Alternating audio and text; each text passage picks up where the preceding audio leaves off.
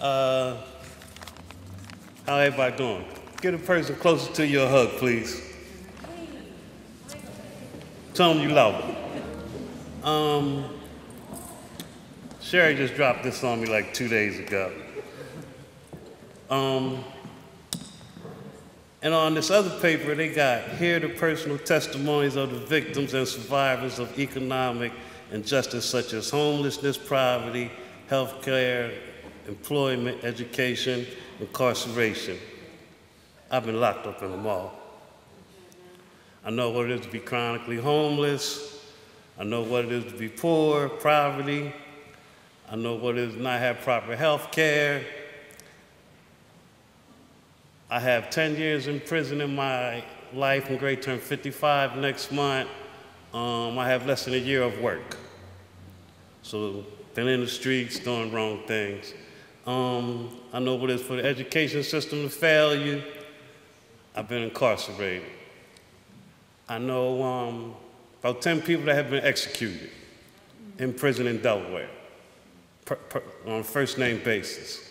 Here one day, talking to them, they shut the prison down and they execute them, lethal injection. One guy got hung, his name is Bill Bailey. He fell under the law, his time spell was under the old law. He had a choice to get hung or lethal injection. He chose lethal injection. He chose to get hung to draw more attention to the death penalty. They built a gallows in this barn, and he was a big guy, about 300-something pounds, and they dropped him. To be homelessness, homelessness is bad. I'm one of them people that, the homeless people, they might take over a house. I used to read the paper, and I didn't like that a lot of people got locked up for trespassing for that. So I would rather go somewhere else. I wouldn't go in them houses because the police was coming. And I slept outside. I know what it is to sleep in laundry rooms, all kinds of stuff. And homelessness is bad in Philly, all across the planet. I was born in, I like to thank all the people that do this kind of work every day, because when Sherry was running for sheriff, I was going through something. I couldn't understand what I was going through. And I had never been used to helping out, giving my all to help people, and I thank all y'all that do this kind of work on a daily basis. And, 2 days stand out real prevalent for me. When Martin Luther King got killed, my world turned upside down, and when I went to the U.S. Social Forum. When Martin Luther King got killed, I didn't even know who he was, but the next thing I know, in my project, they were shooting at the white people going down the highway, they were looting. In Delaware, the governor put us under martial law for 9 months. Couldn't go outside. I could look out my window and see a man with an M16 sitting out back of my house. And this went on for 9 months, and I'm asking questions to my mom. I'm inquisitive, I ask questions. Mom, why we gotta be in before dark? Why we gotta do this? Why everybody moving so fast and scattering to make it in before dark? And I ended up living in Newark, New Jersey at a later date, and 23 people got killed in Newark, New Jersey, and I couldn't understand on why they was only with the National Guards 2 weeks and we were done for 9 months. Well, Wilmington, Delaware is the financial capital of the United States. That's where all the credit cards are printed at, and because of their banking law. This is why this was done. And health care. I didn't get no ID till I was in my 40s. I didn't know nothing about health care. I've had some social people tell me they've never seen nobody like me that has fell between the cracks. I just got ID in my 40s. I didn't know nothing about go get Medicaid or nothing. One of my friends told me that. That was like, what? Go get Medicaid? I didn't know nothing about that. I was used to dealing with things in the streets and paying with things with cash. Unemployment. I was raised in a household that my people taught me to hustle. Basically people go to get a trade. My mother was a high-class prostitute, and I was basically raised to hustle. I was given a false belief system. let me say this.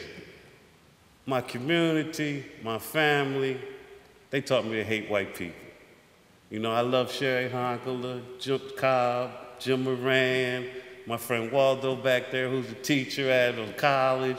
You know, I didn't think that my world, Jason, Bruce, you know, I didn't think that my world would have these kind of people in it, you know.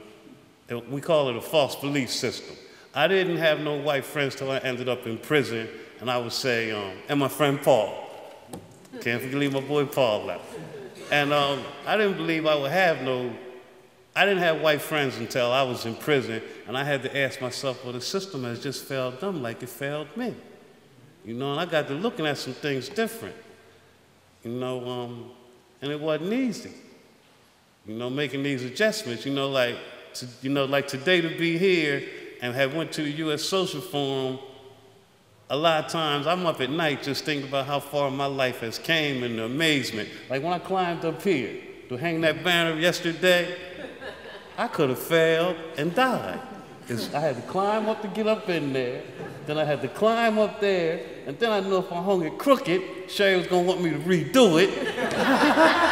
So I had to make sure I measured it right, had the ropes right, because I wasn't climbing back up there. The stuff was old, I could have failed, and I said, man, if you fall, you're gonna land out there in them pews. And, I'm spellbound by, you know, how things change. You know people that have ran for vice president. David Cobb has ran for president. Jill Stein, my friend Jill Stein, don't let me leave her out. You know, ran for president too. Sherry ran for vice president. You know, I didn't think these things was in my world. You know, this is something I think about every day. That when I get to the gates of heaven, is the Lord gonna ask me, did I squander my gifts? You know, did I do my best? And I don't want to squander my gifts. You know, I just had moved to Atlanta, and I didn't like it.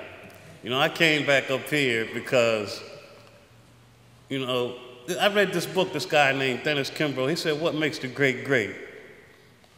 And the nutshell of the book is you got to find your calling, and you got to know what you want to do. You know, and I want to help save the youth, do something different. I'm writing a book.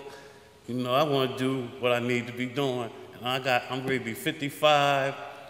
I don't want to be, you know, the Lord say, you squandered your gifts.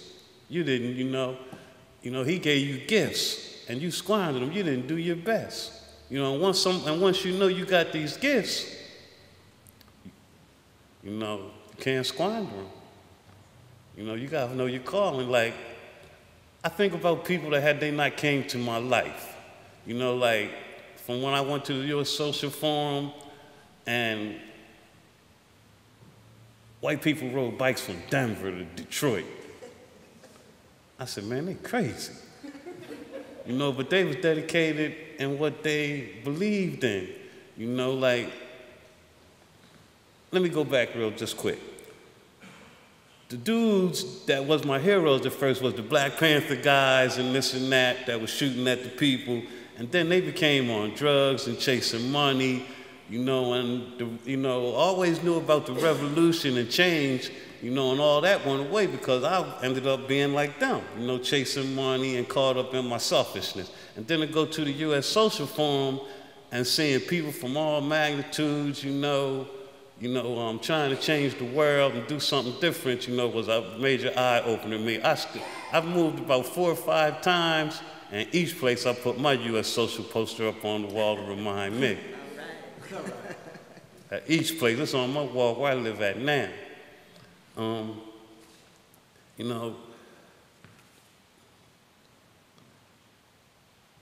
Yeah, I just want to, do what the Lord want me to do, man. You know, when I told my cousin, I have a cousin in Atlanta, he got some money.